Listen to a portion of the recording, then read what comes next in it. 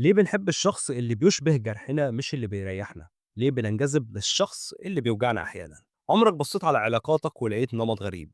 إنك ساعات بتنجذب أكتر لحد بيكون متقلب أو بعيد أو بارد أو صعب شويتين أو حتى مليان إشارات متناقضة، وفي نفس الوقت لما بيبقى فيه حد مريح، حد واضح ثابت ومهتم وآمن، تحس إن قلبك مش بيتحرك بنفس القوة، وتسأل نفسك: هو أنا ليه بحب الشخص اللي بيوجعني؟ ليه اللي بيطمني باحسّه مُمِل؟ السؤال هنا مؤلم. ليه بنحب الشخص اللي بيشبه جرحنا مش اللي بيريحنا؟ خلّينا نفهم، لإن ده مش جنون، ده برمجة. أول حاجة لازم تعرفها إن المُخ مش دايمًا بيدوّر على الحاجة المُريحة، المُخ بيدوّر على المألوف، اللي اتعوّد عليه، وده بيسمّيه أمان، حتى لو كان مؤذي. يعني لو طفولتك أو تجاربك علّمتك إن الحب شكله توتُّر أو قلق أو شَد وجذب أو خوف من الهجر، ساعتها دماغك بتعمل معادلة: الحب بيساوي توتُّر.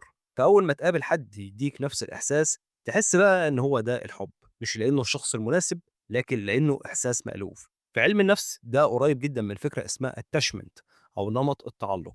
لو اتربيت على حب مش ثابت، مرّة قُرب، مرّة بُعد، مرّة اهتمام، مرّة تجاهل، هتتعود إن القُرب مش مضمون، فتدخل العلاقات كإنك بتجري ورا إثبات، وساعتها الشخص اللي بيوجعك بيبقى مغناطيس. ليه؟ لإنك بتحاول تصلّح القديم في شخص جديد.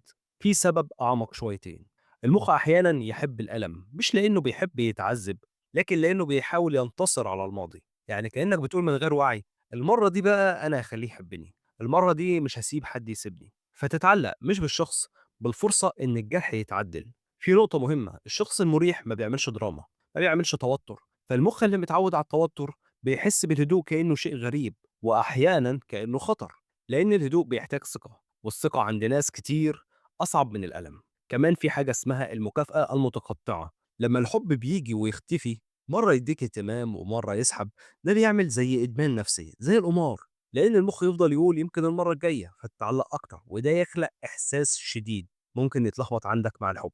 طيب نعمل إيه؟ أول خطوة صعبة بس مهمة: اسأل نفسك: أنا بحب الشخص ولا بحب إحساس المطاردة؟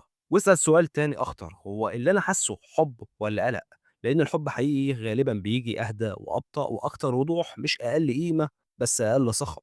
السؤال بقى الأخير اللي يفضل معاك: هل أنت بتختار اللي بيشبه جرحك علشان ده حب، ولا عشان ده الشيء الوحيد اللي دماغك متعودة تسميه حب؟